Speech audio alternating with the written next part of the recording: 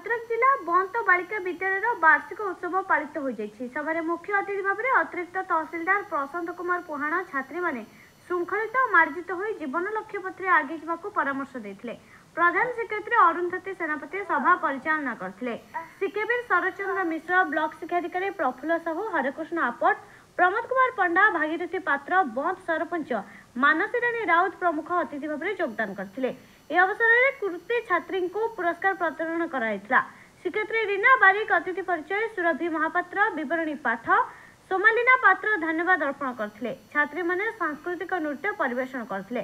कार्यक्रम को सौमित्र कर, सुषमा साहू, अजय कुमार नायक, विश्वजीत राउत, कैलाश साहू परिचालना करथिले।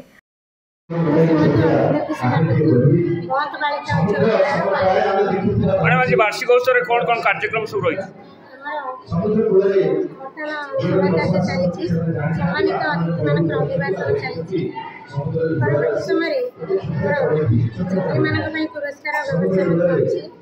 विभिन्न सांस्कृतिक कार्यक्रम भद्रक हेमंत सिंह रिपोर्ट प्राय खबर।